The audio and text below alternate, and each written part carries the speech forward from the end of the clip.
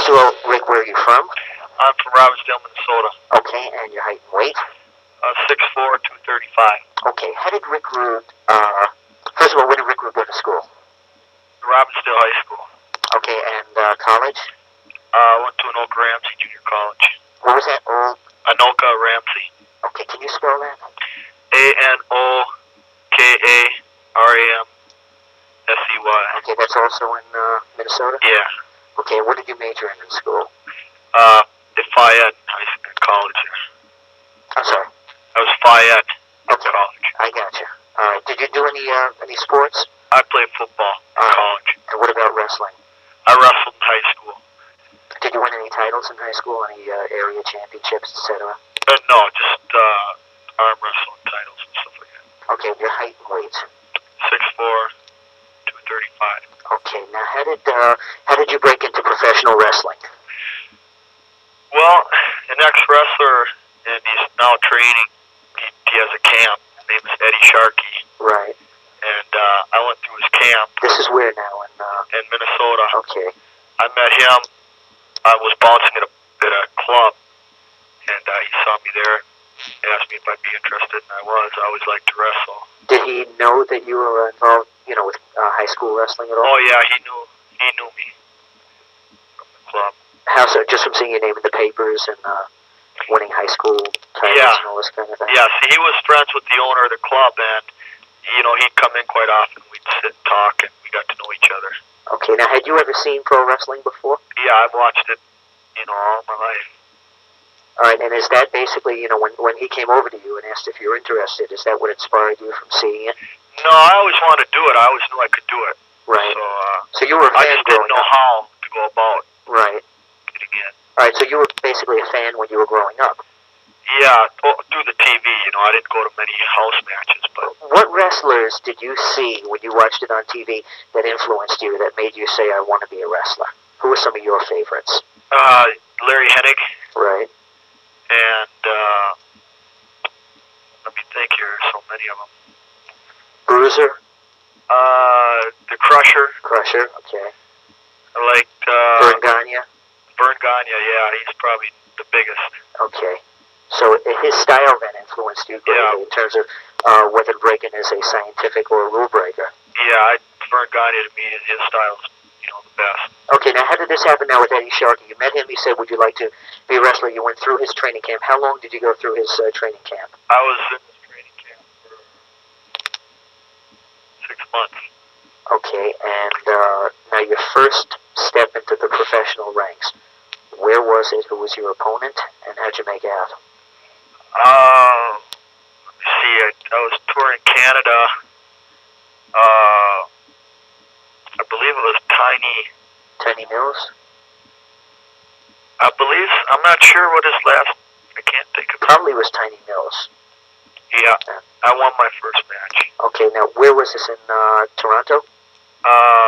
Vancouver. So you had your first match, from Eddie Sharkey's training camp, that office had sent you up to Vancouver for your first professional match then? Uh-huh. Okay. Now from there. What? From there, what has happened to you? Well, I toured around in Canada. And when was this now? What year were we talking about? This is, what month and year? Talking, dang, Barry, you remember when it was that I left for Canada? Yeah. You got a good memory as I do. Yeah, the days go by so fast when you're traveling like this. Oh, I know. I'd say, it's like 2 years ago. 2 years ago, around summertime, or? Yeah. So your first match was like 2 years ago in 1981. Yeah. Okay. Now, where have you been keeping yourself in all this time? Because you just kind of arrived at national attention. Well, I went to Charlotte. I toured around Charlotte, North Carolina for a while, and I got hurt, and I got put out for a while. Right. So. Were you working under Rick Rude there as well? Well, they called me Rudd, R-U-D. Okay, we'll keep it Rick Rude, though. You're working for Crockett's promotion then? Yeah. Okay, all right. But I got hurt wrestling, Sergeant Slaughter and Cornudo. With the Cobra Clutch? No, it was... we won't tread on this. We'll just say you were injured by Slaughter and Cornudo somewhere. And I was out for 3-4 months. Right. And then I just started training and running, getting back into shape, and got in touch with Ole Anderson, and here I am. Okay, now the relationship with Mr. Wrestling number 2. How did this come about? Well, I met him a long time. Wait, let me clear that up. I don't mean relationship. Yeah, friendship. Yes, friendship with Paul. All right. I met him, I'd say 6 years ago. Right. And I met him through my dad, and then again at the club I worked at, I met him, and we got to know each other down there. Was your dad a wrestler as well? No, but he went to school with Larry Hennig. They were around. Okay, I got you. Okay, so in other words, you just struck up a friendship with wrestling too, Yeah. and he started advising you. Okay, does he still advise you periodically? And, Well, kind of taking you under his wing as a protege? not really. He doesn't. It's not really that he. I don't know if you'd call it advise me. I've learned a lot from him as far as watching wrestling, his style, and that kind of thing. Right. But otherwise, I wouldn't say I'm under his wing. Okay. All right. Now, the future for Rick Rude. What is he looking for? Obviously, do you feel you're ready for a shot at the NWA title at this particular time, or do you have some more growing to do? Well, I feel that it won't be too long till I'm ready for a shot. I'd like to get a shot. That's Right. my goal, right? Right. I want to win a title. Uh-huh. Yeah, the NWA title. Do you feel that the national title would be a good stepping stone for you? Oh, most definitely. All right. Now, do you find sometimes you came into Georgia and there were so many established wrestlers there all looking for shots at the national title. Did you feel kind of left out that you really have to work your way up? Well, I feel that right now I got to prove myself. There's a lot of top wrestlers here, and it wouldn't be right for me just to step in and get a shot. But I don't feel it's going to be too long before I do prove myself, and I don't feel slighted. I feel, that I'm happy to be here with the quality wrestlers that's here because I can learn by watching. Right. What about side things from wrestling? What does Rick Rude like to do? What kind of hobbies? Well, I like to fish. I like lift weights. I like to dance. Right. Country western music generally, or all kinds of music. I go to discos. Right. Yeah. And okay. Anything else you'd like thrown into this story here? Anything? Favorite holds? Do you have a favorite hold that you?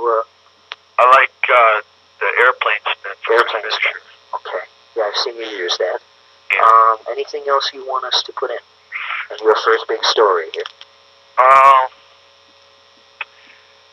Just that I really look forward to having the fans behind me. It means a lot. Give me the color of your hair and eyes also. My eyes are hazel. Okay. My hair is brown. Okay. Sometimes we start the stories off, with the looks, what the person looks like. My wife likes to know too. Are you gonna be taking any pictures or? We got them already. I got at Altoona. I got some. Oh, I see. And that girl Emmy Yates in Atlanta, who's by the ring at the Omni shows. She does all our photography down there.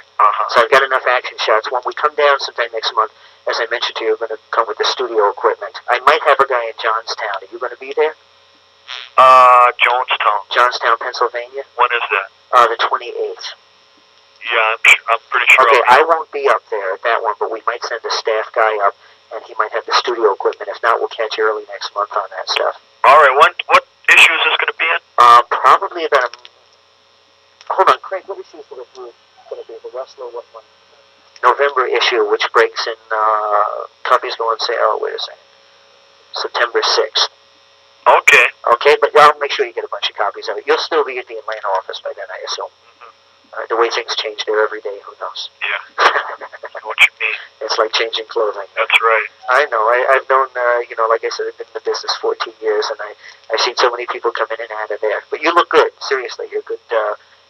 If they're smart, they'll move you. Well, thank you very much. They really will.